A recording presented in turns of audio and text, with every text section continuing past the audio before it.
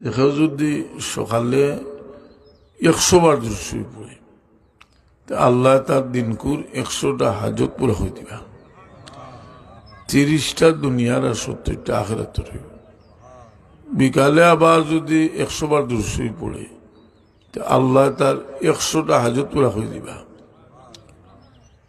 30টা দুনিয়ার আর 70টা আখিরাতে লাগি রইব। এই দুরূদ শরীফ বহু জাত দুরূদ শরীফ আছে, দুরূদ শরীফ বহু জাত দুরূদ শরীফ আছে। এর লাগে দুরূদ শরীফের অজিফার মাঝে দুনিয়ার মাঝে সবচেয়ে মশহুর মকবুল অজিফা হইল দলাইল খৈরাত শরীফ। এই দলাইল খৈরাত শরীফ রোজ একবারা আস্তে আস্তে গিয়া খতম হয়। আমরা তরিকা তো আছে, দেওবন্দি তরিকা তো আছে, সারার তরিকা হইল দলাইল শরীফ দুরুদের অজিফা। এই দলাইল খৈরাত শরীফ পড়ার চেষ্টা করো, কয়েকটা ইজাজত লইয়া পড়লে। এই দলাইল খৈরাতের মধ্যে বহুত জাত দুরুদ আছে। রসুলে বাজলাম দিয়ে বর্ণিত দুরুদ, সাহাবী থেকে বর্ণিত দুরুদ, ইমাম মহল থেকে বর্ণিত দুরুদ, জাইন দলাইল শরীফ লেখছেন তান বানাইল দুরুদও আছে। এই দুরুদ একবার আরম্ভ করলা বেশি ফরেজগারি করতা করি, বেশি ক্লিন নিজরে দেখাইতা করি যে আল্লাহুম্মা সাল্লি আলা বারিক আলা ছাড়া দুধ নাই, ও আমি তুলিয়া দিছিলাম যে দলাইল শরীফ যেখানে কেন বানাইল দুরুদ প্রচুর আছে।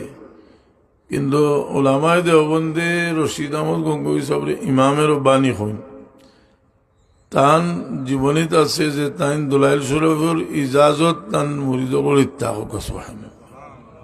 যাই হোক, আমি এদিকে যাইলাম না। এই দলাইল শরীফ তো দুরূদ শরীফ শুক্রবারে বেশি করে পড়ি। এখন একটা প্রশ্ন হইল যে হাদিস শরীফ আছে যে শুক্রবারে একটা সময় আছে দোয়া কবুল হয়। এই সময়টা কোন সময়? 40টা সময়ের মেনশন করি হাদিস আছে, ও সময় দোয়া কবুল, ও সময়, ও সময়, ও সময়। এর মাঝে সবচেয়ে মজবুত সনদে, সহি সনদে বর্ণিত যে রেওয়ায়ত এটা হইল যে ইমাম সাহেব খুতবা তুলে থাকলে খুতবা শেষ করা পর্যন্ত, খুতবার ভিতরে দোয়া ছিল না। আর আরেকটা হইল যে আসরের নামাজ পড়ার ভাগ থেকে লিয়া সুরুজ ডুবা পর্যন্ত সময় দোয়া কবুল হয়।